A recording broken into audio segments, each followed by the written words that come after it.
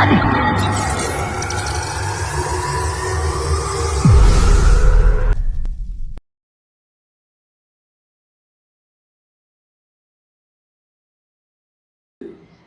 Students, मैं ज्योति आज यहाँ एग्ज़ाम आइडिया के डिजिटल प्लेटफॉर्म पर आपका स्वागत करती हूँ। जैसा कि आप देख रहे हैं कि हमारे चैनल पर यूपी टेट और सीटेट की तैयारी चल रही है, उसी श्रृंखला को आगे बढ़ाते हुए यहाँ पर हम आज एसएसटी का सिलेबस डिस्कस करने के लिए यहाँ पर देख रहे हैं। और आइए चलिए इसका सिलेबस डिस्कस करते हैं। जब बात करते हैं सोशल साइंस की तो इसमें हमारा सारा आ जाता है, हिस्ट्री आ जाता है, जियोग्राफी आ जाता है, पॉलिटिकल साइंस आ जाता है, इकोनॉमिक्स आ जाता है और पेडागोजी आ जाती है इसी की। अब इसको सिलेबस को डिटेल में डिस्कस करने के लिए मतलब हम देखेंगे कि हिस्ट्री के क्या क्या टॉपिक्स हमारे एग्ज़ाम में आ रहे हैं और जियोग्राफी के क्या क्या आ रहे हैं, इनको हम डिटेल में डिस्कस करेंगे। ये डिस्कस करने से पहले हम ये डिस्कस करना चाहते हैं कि आप जानते होंगे कि यूपी टेट के फॉर्म जस्ट आने वाले ही हैं, इसका नोटिफिकेशन, और इसलिए अब आपको ज़रूरत है कि बिल्कुल तैयारी में लग जाए। चलिए आइए देखते हैं।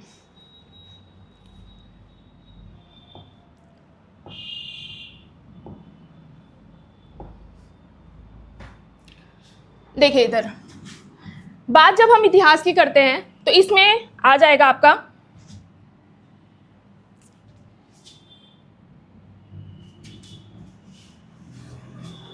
कि इतिहास का क्या क्या सिलेबस है। अब इसमें देखिए प्राचीन भारत, इतिहास में आपको पता होगा 3 पार्ट है। एक तो हमारा एंशियंट इंडिया है, दूसरा मिडवियल है और तीसरा हमारा मॉडर्न है।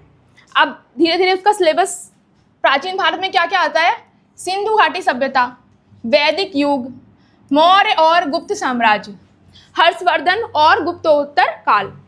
तो हमारा पूरा सिंधु घाटी सभ्यता आ जाएगी, वैदिक युग आ जाएंगे इसमें, और मौर्य और गुप्त साम्राज्य आ जाएगा, और हर्षवर्धन का जो काल है वो, और गुप्त काल के बाद वाला जो काल आता है जिसको गुप्तोत्तर काल कहते हैं, उसके सिलेबस आएंगे। ठीक है, नेक्स्ट हम देखते हैं जैसे कि मैंने कहा कि मिडवियल यानी कि मध्यकालीन भारत। मध्यकालीन भारत में हमारा आता है दिल्ली सल्तनत, दिल्ली सल्तनत आ जाएगा, मुगल साम्राज्य आ जाएगा, और यूरोपीय लोगों का आगमन। जैसे हम जानते हैं कि जब मध्यकाल चल रहा था भारत में, मुगलों का काल चल रहा था, उसी समय अंग्रेजों का हमारा आगमन हुआ था और यूरोपियंस जो कंट्रीज थी वो हमारी तरफ आई थी व्यापार करने के लिए। तो वो भी डिस्कस करेंगे कि कौन पहले आया, कैसे आया, उसके बारे में सारी चीज़ें डिस्कस करनी है। ठीक है, नेक्स्ट है हमारा आधुनिक भारत। आधुनिक भारत में देखते हैं जिसको हम बोलते हैं मॉडर्न इंडिया। मॉडर्न इंडिया में हमारा है ब्रिटिश शासन और भारतीय राष्ट्रीय आंदोलन, जिसमें कि महात्मा गांधी और अन्य स्वतंत्रता सेनानियों की भूमिका शामिल है। ठीक है, अगला हम देखेंगे भूगोल का। भूगोल में देखते हैं, भूगोल में आइए भूगोल में डिस्कस करते हैं जियोग्राफी में क्या क्या सिलेबस है। पहला तो भौतिक भूगोल। भौतिक भूगोल में हम देखेंगे पृथ्वी की संरचना, पृथ्वी की संरचना कितनी परतें पाई जाती हैं, जैसे ट्रोपोस मतलब पृथ्वी की जो भी परतें हैं उसके बारे में डिस्कस करना है, क्या क्या उसमें है, कौन कौन से एलिमेंट्स, मटेरियल्स ये सब पाए जाते हैं, वो सब डिस्कस करना है हमें। नेक्स्ट है भू आकृतियाँ। भू आकृतियाँ लाइक पठार, पहाड़, इन सब के बारे में डिस्कस करना है। ठीक है, अगला आता है जलवायु। जलवायु, जल निकाय, प्राकृतिक संसाधन और आपदाएं, उसका रीज़न क्या है, किस आपदा में मतलब इसका मेजरमेंट कैसे करते हैं, मतलब हर चीज़ उसके बारे में पढ़नी है। आगे देखिए आर्थिक भूगोल। आर्थिक भूगोल का मतलब क्या है कि पर्टिकुलर हर फसल या जो भी चीज़ें हैं जो उगती हैं हमारे भारत में या और भी विश्व में, तो वो किस एरिया में उग रही है और उसका क्या आर्थिक महत्व है, उसके बारे में हमें डिस्कस करना है। तो कृषि आ जाएगा, उसमें उद्योग आ जाएगा, व्यापार आ जाएगा और परिवहन आ जाएगा। अगला है मानव भूगोल। मानव भूगोल में हम क्या पढ़ेंगे, जनसंख्या, प्रवास, बस्ती पैटर्न और क्षेत्रीय विकास, इतनी सारी चीज़ें इसमें डिस्कस करनी है। चलिए अगला देखते हैं। अगला क्या आ जाएगा, हमारा राजनीतिक विज्ञान, जिसको बोलते हैं पॉलिटिकल साइंस। पॉलिटिकल साइंस में क्या आ जाएगा, हमारा आ जाएगा संविधान और शासन, भारतीय संविधान के बारे में कि पर्टिकुलर हमारे संविधान के जो पार्ट्स हैं वो कितने दिन में तैयार हुए, कौन सा पार्ट कहाँ से लिया गया है, किस कंट्री से लिया गया है, ये सब बारे में डिटेल में डिस्कस करना है। अगला आ जाता है, वही चीज़ है, भारतीय संविधान, प्रस्तावना, मौलिक अधिकार, राजनीति के निर्देशक सिद्धांत, संघ सरकार, राज्य सरकार और स्थानीय स्वशासन, इसके बारे में डिस्कस करना है। अगला है राजनीति सिद्धांत, जिसमें किसको क्या शक्तियां दी गई हैं, जैसे सुप्रीम कोर्ट को क्या शक्ति दी गई है, या हाई कोर्ट है उसको क्या शक्ति दी गई है, राज्यपाल है उनकी क्या शक्तियां हैं, हमारे जो राष्ट्रपति हैं उनकी क्या शक्तियां हैं, प्रधानमंत्री की क्या शक्तियां हैं, पर्टिकुलर जो भी निकाय हैं उनकी क्या क्या शक्तियां हैं, उसके बारे में डिस्कस करेंगे। उनका क्या अधिकार है, लोकतंत्र और न्याय की अवधारणाएं, इतनी चीज़ें हमें करनी है राजनीति विज्ञान में। अगला आता है हमारा अर्थशास्त्र, जिसको हम बोलते हैं इकोनॉमिक्स। इकोनॉमिक्स में क्या क्या देखेंगे, देखिए सूक्ष्म अर्थशास्त्र, इसका मांग और आपूर्ति, मूल्य निर्धारण, बाजार संरचना, बाजार की संरचना कैसे होती है उसके बारे में पढ़ना है। समष्टि अर्थशास्त्र, जिसमें राष्ट्रीय आय, मुद्रास्फीति, मौद्रिक नीति, इन सब के बारे में डिस्कस करेंगे। अगला आता है भारतीय अर्थव्यवस्था। भारतीय अर्थव्यवस्था के बारे में जब इकोनॉमिक्स की बात आएगी तो भारत की इकोनॉमिक्स कैसे किस चीज़ पर डिपेंड करती है और क्या क्या है, कैसे कार्य करती है भारत की इकोनॉमी, उसके बारे में डिस्कस करेंगे। जैसे कि इसकी प्लानिंग्स कौन कौन सी आती हैं इसमें, कृषि, उद्योग, व्यापार, वर्तमान आर्थिक मुद्दे, ये सब हमें डिस्कस करना है। अगला है सामाजिक मुद्दे। सामाजिक मुद्दे में क्या क्या हो जाएंगे, जैसे कि लिंग, जाति और धर्म, शिक्षा, स्वास्थ्य और कल्याण कार्यक्रम, पर्यावरणीय मुद्दे जो हैं, मानवाधिकार और वैश्विक मुद्दे, इन सबको हमको डिस्कस करना है। और यही हमारा जो यूपी टेट और सीटेट का सिलेबस है सोशल साइंस के लिए, वो इतना चीज़ें हैं। हमें क्या क्या कवर करनी है, एक तो हिस्ट्री कवर करनी है, हिस्ट्री में 3 पार्ट करने हैं, जैसे कि क्या हो जाएगा, एंशियंट, मिडवेल और मॉडर्न। उसी तरीके से भूगोल, जिसको जियोग्राफी बोलते हैं, उसमें हमने देखा कि क्या क्या सिलेबस है। तो हमें हिस्ट्री करनी है, जियोग्राफी करनी है, पॉलिटिकल साइंस करना है, सोशियोलॉजी, इकोनॉमिक्स करने हैं, और जो सामाजिक मुद्दे हैं उनके बारे में डिस्कस करना है। चलिए आइए अब हम यूपी टेट का जो एग्ज़ाम हुआ था 2021 में, उसके PYQ को करते हैं। प्रीवियस ईयर में जो क्वेश्चंस आए थे सोशल साइंस के, उसको डिस्कस करते हैं और एक एक करके हम इसकी डिटेल में डिस्कस करेंगे। ठीक है, आइए देखते हैं। पहला क्वेश्चन है, Bhilai steel plant is located in. Bhilai इस्पात कारखाना स्थित है, कहाँ पे स्थित है, झारखंड, छत्तीसगढ़, मध्य प्रदेश, उड़ीसा। हमारे पास 4 ऑप्शंस हैं, हमें उनमें से एक सेलेक्ट करना है। तो देखिए इसका आंसर तो होगा छत्तीसगढ़, इसका आंसर है छत्तीसगढ़। अब इसके बारे में हम पूरा डिटेल में डिस्कशन करेंगे। आइए देख, चलिए इसके बारे में हम डिटेल में स्टडी करते हैं। यह है भिलाई इस्पात केंद्र। भिलाई इस्पात केंद्र कहाँ पर स्थित है, छत्तीसगढ़ में। भिलाई इस्पात केंद्र कहाँ पर स्थित है, छत्तीसगढ़ में। इसका निर्माण कब हुआ था, इसका निर्माण हुआ था 1955 में। किसकी हेल्प से हुआ था, रूस की हेल्प से हुआ था। रूस ने मदद की थी हमारी बनाने के लिए, क्योंकि हमारे पास इतना साधन नहीं था कि हम कोई डेवलपमेंट कर पाएँ इस्पात केंद्र का, तो उसमें मदद की थी किसने, रूस ने की थी। 55 में तो इसका गठन हुआ था, और इसमें जब बनना कब शुरू हुआ है, 59 में, 1959 में हम निर्माण जो है प्रोडक्ट्स का होने लगा। बेसिकली यहाँ पर क्या क्या चीज़ का निर्माण होता है, एक तो लोहा, दूसरा होता है कोयला। कोयला जो है कहाँ से मिलता है, कोरबा की खान से, कोरबा खदान है वहाँ पर, वहाँ से मिलता है। और जो लोहा है वो डल्ली खदान नाम से एक है, वहाँ से मिलता है। ठीक है, और ये कहाँ पर स्थित है, कोलकाता मुंबई रेल मार्ग पे आसपास स्थित है। ये कोलकाता मुंबई रेल मार्ग पर स्थित है। ठीक है, मुंबई रेल मार्ग। प्रोडक्शन क्या क्या होता है यहाँ पर, एक तो बेसिकली लोहा और दूसरा कोयला। अच्छा, 2-3 चीज़ें और हैं हमारे पास। एक तो आपने पढ़ लिया ये भिलाई का। अब हम देखते हैं, हमने भिलाई का तो पढ़ लिया, लेकिन 1-2 और कारखाने हैं उनके बारे में पढ़ना है, जैसे कि राउरकेला और बोकारो। बोकारो इस्पात केंद्र और राउरकेला। राउरकेला कहाँ पर है? उड़ीसा में, जबकि बोकारो कहाँ पर है? झारखंड में है। ये क्वेश्चंस आ सकते हैं, इसलिए इसको ध्यान रखिएगा। ये कब आया? 1964 में। और ये कब आया? राउरकेला 1959 में। ठीक है।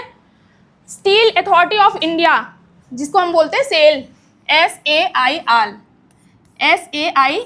जिसको बोलते हैं स्टील अथॉरिटी ऑफ इंडिया, इसका गठन कब हुआ? ये भी याद नोट करने वाली बात है, 1954 में। ठीक है। इसका कब हुआ था?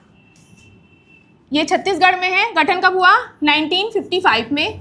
और प्रोडक्शन कब स्टार्ट हुआ? प्रोडक्शन कब स्टार्ट हुआ इसमें? 1959 में। ठीक है। इस क्वेश्चन से हमने 3-4 चीज़ें सीखी। पहला कि भिलाई स्टील प्लांट कहाँ पे है? भिलाई स्टील प्लांट है हमारा छत्तीसगढ़ में। दूसरा, 2 और हमने स्टील प्लांट देखे, एक तो बोकारो देखा, एक राउरकेला। बोकारो कहाँ पर है? झारखंड में है। कब इस्टेब्लिशमेंट कब हुआ इसका? 1964 में। उसी तरीके से राउरकेला कहाँ पर है? उड़ीसा में। इसका इस्टेब्लिशमेंट कब हुआ? 1959 में। और स्टील अथॉरिटी ऑफ इंडिया, इसका गठन कब हुआ है? 1954 में। तो इतनी बातें हमें नोटिस करने वाली हैं इस क्वेश्चन से। अब हम अगले क्वेश्चन पर चलते हैं। आइए ये वाला क्वेश्चन देखते हैं। निम्नलिखित शैलों में से कौन सी अवसादी सेल का उदाहरण है? Which one of the following rocks is an example of sedimentary rocks? Sedimentary rocks का एग्जाम्पल कौन है? तो संगमरमर नहीं है, स्लेट नहीं है, ग्रेनाइट नहीं है, तो इसमें से ऑप्शन कौन सा है? शैल। अब जब बात चट्टानों की आती है तो हमें पता है कि चट्टान 3 प्रकार की होती हैं। चट्टान कितनी प्रकार की होती हैं? 3 टाइप्स की होती हैं। पहला आग्नेय चट्टान, दूसरा अवसादी जिसकी बात की जा रही है, तीसरा है रूपांतरित चट्टान।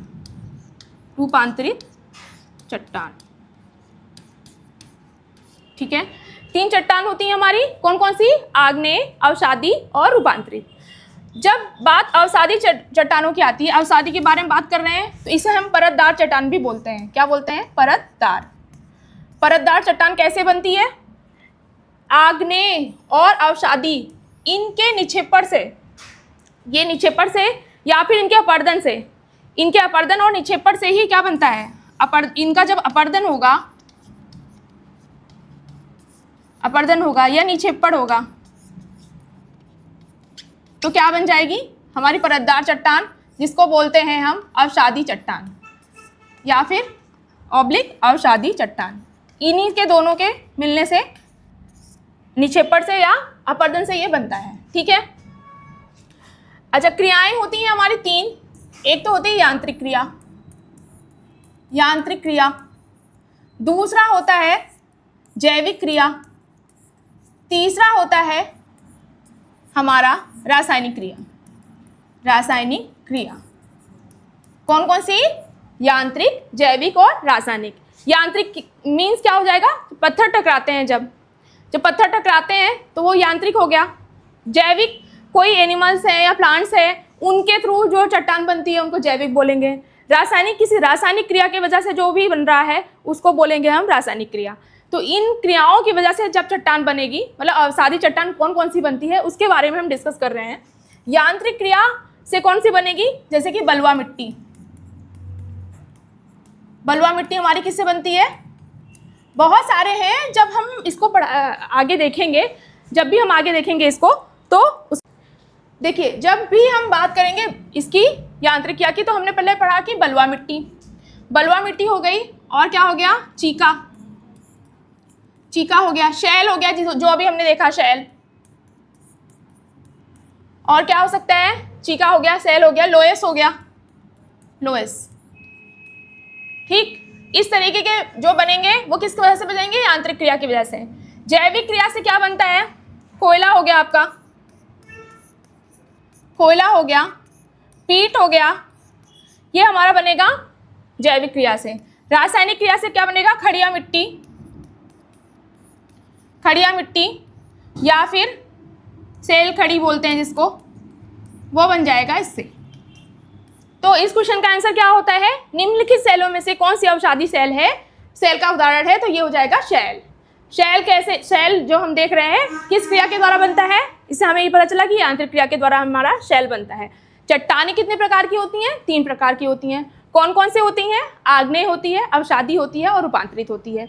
अवसादी चट्टान को और क्या हम बोलते हैं, परतदार चट्टान भी बोलते हैं, ठीक है। और अवसादी चट्टान जो है कब बनती है, जब आग्नेय और रूपांतरित के निक्षेपण होगा या अपर्दन होगा, उसके फलस्वरूप हमारा ये बनता है।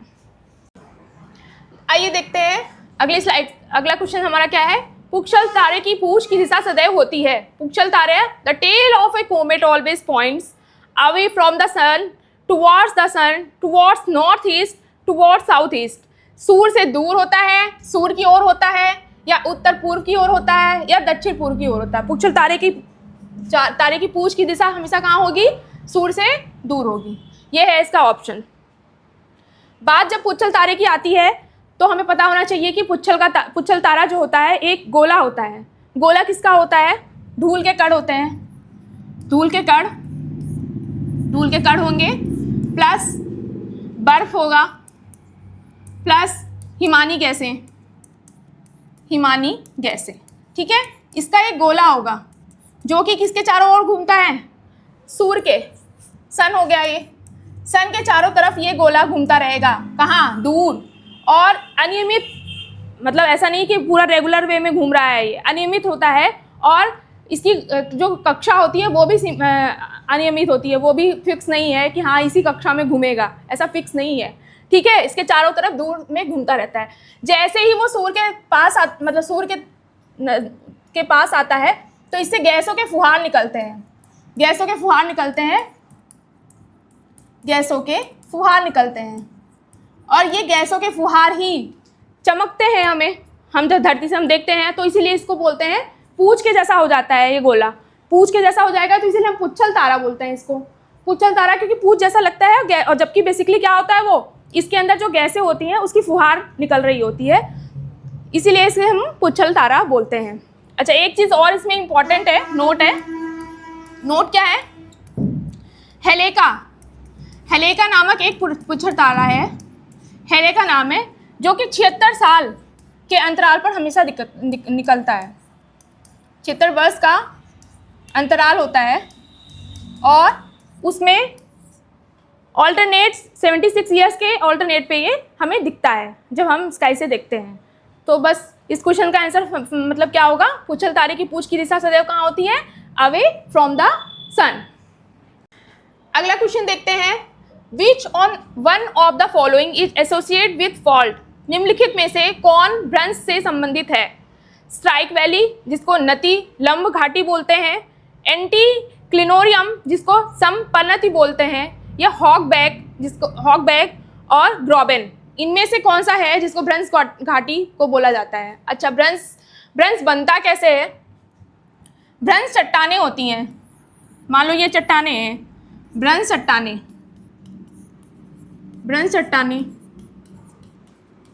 जब भ्रंश चट्टानें नीचे की तरफ, दोनों चट्टानें एक नीचे की ओर और दूसरी भी नीचे की ओर धंस जाएगी, तब बनेगा भ्रंश। और इसी को बोलते हैं जर्मन भाषा में, जर्मन लैंग्वेज में इसको बोलते हैं ग्राबेन, किसको, भ्रंश को। तो हमारा कौन सा आंसर सही हो जाएगा, ये।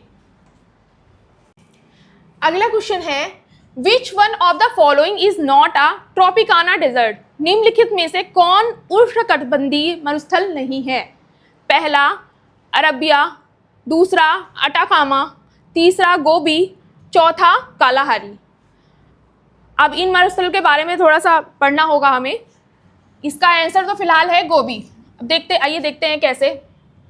गोबी जो होता है, गोबी का मरुस्थल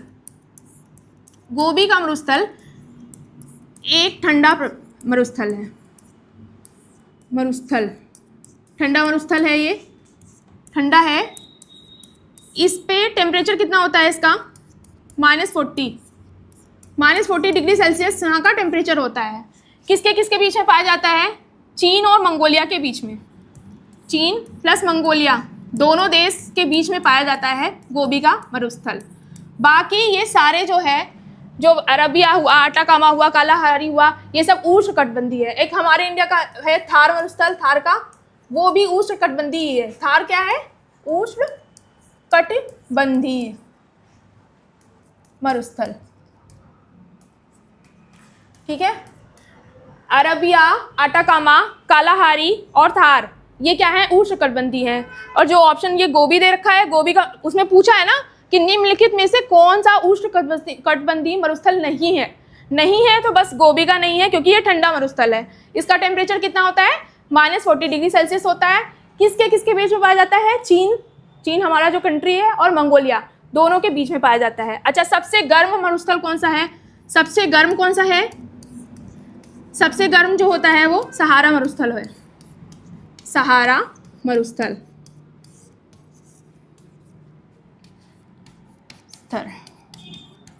ठीक। आटाकामा कहाँ पाया जाता है? चिली में पाया जाता है। तो ये सब हम बहुत डिटेल में पढ़ने वाले हैं जब हम प्रॉपर टॉपिक्स, मतलब मरुस्थल हो गया, पहाड़ हो गया, पठार हो गया, ये सब टॉपिक जब हम एक एक करके डिस्कस करेंगे तो वो सब हम चीज़ें डिटेल में देखेंगे। अभी तो हम यहाँ क्या कर रहे हैं? प्रीवियस ईयर क्वेश्चंस कर रहे हैं। किसके? 2021 के। 2021 में जो भी यूपी टेट का पेपर आया था उसके प्रीवियस ईयर क्वेश्चंस को हम डिस्कस कर रहे हैं। तो हमें जो डिटेल्स इसकी डिस्कशन है वो साथ के साथ करते जा रहे हैं। देखिए, इस तरीके हमारा मकसद ये है कि हम जो पेपर सॉल्व करवा रहे हैं तो एक बार आप देख लें कि कैसे कैसे मतलब क्वेश्चंस आते हैं और हमारा मतलब हमें कैसे अप्रोच करनी है सिलेबस के ऊपर। तो इसका मकसद ये बस इतना सा ही है कि हम आगे PYQ ये क्यों करा रहे हैं। अगला क्वेश्चन देखते हैं। Which part of the Indian constitution, देखिए पॉलिटी से क्वेश्चन है। Which part of the Indian constitution deals with fundamental rights, भारतीय संविधान का कौन सा भाग मौलिक अधिकार से संबंधित है? Part 2, part 1, part 3, part 4। हमने देखा है कि हमारा संविधान कई भागों में बटा हुआ है, तो वो पूछ रहा है कि हमें जो मौलिक अधिकार दिए गए हैं भारत देश में वो किस पार्ट में हैं। तो हमें ऑब्वियस से पता है कि पार्ट 3 है, भाग 3। इसी को हमें क्या कहा जाता है? भारत का मैग्ना कार्टा। भारत का मैग्ना कार्टा किस भाग को कहा जाता है? पार्ट 3 को। ये मौलिक अधिकार कहाँ से लिए गए हैं? अमेरिका से लिए गए हैं। अमेरिका का जो संविधान है वहीं से हमने मौलिक अधिकार को लिया है। सबसे पहले हमारे पास 7 मौलिक अधिकार थे। कितने थे? 7 मौलिक अधिकार थे। लेकिन अभी करेंटली कितने हैं? 6 हैं। क्यों? क्योंकि हमारा 44वें संशोधन हुआ। जब 44वां संशोधन कब हुआ था? संशोधन 1978 में हुआ था। ये 1978 में 44वां संशोधन हुआ, जिसमें जो संपत्ति का अधिकार था, हमारा जो संपत्ति का अधिकार था उसको हटा दिया गया। उसको एक कानूनी अधिकार दे दिया गया। और कहाँ रखा गया है इसको? भाग 12 में रखा गया है इसको। 300 के तहत कब रखा गया? 1978 में। लेकिन जब हमारा संविधान बना था तो कितने थे? पुराने में कितने थे? 7। अभी करंटली कितने हैं? 6। क्योंकि जो संपत्ति का अधिकार था उसको कानूनी अधिकार दे दिया गया। क्या दे दिया गया? कानूनी अधिकार। कानूनी अधिकार, ठीक है। तो इस क्वेश्चन का आंसर तो ये हो गया कि भारतीय संविधान का कौन सा भाग मौलिक अधिकार संबंधित है। तो कौन सा हो जाएगा? पार्ट 3, जिसको भारत का मैग्ना कार्टा कहा जाता है। और इसमें कितने हैं टोटल? टोटल है 6। करेंटली पूछे तो टोटल 6 मौलिक अधिकार हैं। अब पूछे कि पूर्व में कितने थे? तो 7 थे। किसको हटाया गया? तो संपत्ति का अधिकार हटाया गया। और किस भाग में लिया गया? भाग 12 में। कौन सा अनुच्छेद है? 300 का, ठीक है, ये देखेंगे। अच्छा, जो हमारा मौलिक अधिकार है, मौलिक अधिकार किस किस में आता है? अनुच्छेद कहाँ से कहाँ तक आता है? अनुच्छेद 12 से, आर्टिकल 12, 12 to 35, 12 से 35 तक हमारा मौलिक अधिकार आ जाता है। अब इसमें हमारे 6 हैं। एक तो जैसे समता का अधिकार हो गया, स्वतंत्रता का अधिकार हो गया, ठीक है, समानता का अधिकार हो गया, शोषण के विरुद्ध समता, जिसको समानता ही बोलते हैं। पहला समता का अधिकार, दूसरा स्वतंत्रता का अधिकार, तीसरा है शोषण के विरुद्ध अधिकार, चौथा है धार्मिक अधिकार, 5वां है संस्कृत और एवं शिक्षा का अधिकार, और जो हमारा छठा है वो संवैधानिक अधिकार, जो भी संवैधानिक अधिकार दिए गए हैं उसके बारे में बताता है। तो इसको हम एक एक करके डिटेल में डिस्कस करते हैं। आइए देखते हैं हम जो है हमारे मौलिक अधिकार कौन कौन से हैं। उसमें थोड़ा स्लाइड भर गई थी इसलिए हम दूसरी स्लाइड में देखते हैं। मौलिक अधिकार हमने बताया कि पहले कितने थे, पहले 7 थे, अभी कितने हैं 6 कौन कौन से हैं। पहला समता का अधिकार, समता का अधिकार। दूसरा है स्वतंत्रता का अधिकार।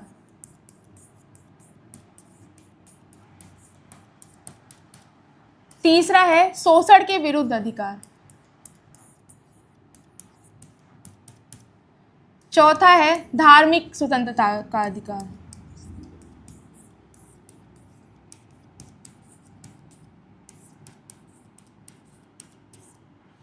का अधिकार, ठीक है। 5वां है हमारा संस्कृति एवं शिक्षा का अधिकार। 6ठा है हमारा संवैधानिक उपचारों का अधिकार, संवैधानिक उपचारों का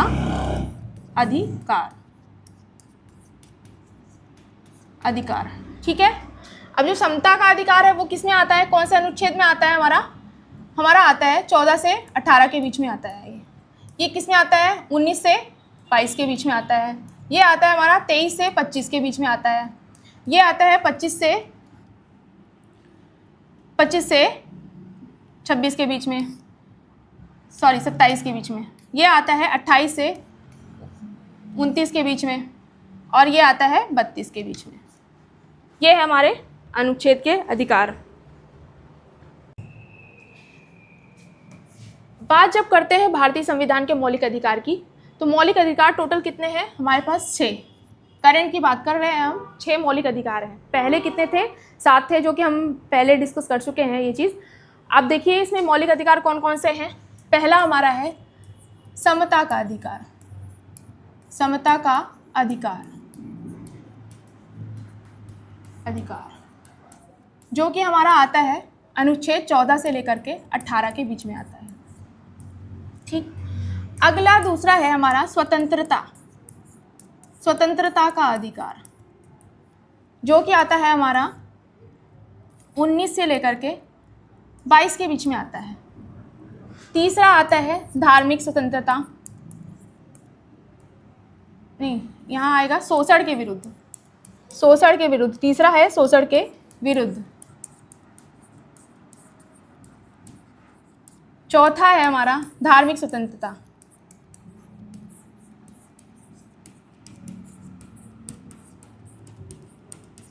पांचवा है हमारा संस्कृति एवं शिक्षा,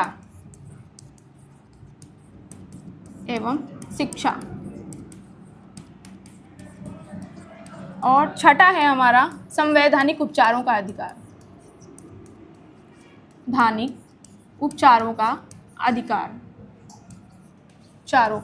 अधिकार, ठीक है। ये कब अनुच्छेद 32 में आएगा, ये 29 से 30 के बीच में आता है, ठीक है। ये आएगा हमारा 25 से 28 के बीच में आएगा, और ये हमारा 23 और 24, ये हमारे अनुच्छेद। इसको हम डिटेल में डिस्कस करेंगे, लेकिन अभी हमने बस केवल मौलिक अधिकार कौन कौन से हैं वो बता दिए हैं। आपको पता है कि भारतीय संविधान का कौन सा मौलिक अधिकार इससे संबंधित नहीं है, तो पार्ट 3 कौन सा संबंधित है, पार्ट 3 हो जाएगा, जिसको भारत का मैग्ना कार्टा कहा जाता है। मौलिक अधिकार टोटल 7 थे पहले, लेकिन जब संशोधन हुआ 44वां तो हमारे 6 ही रह गए।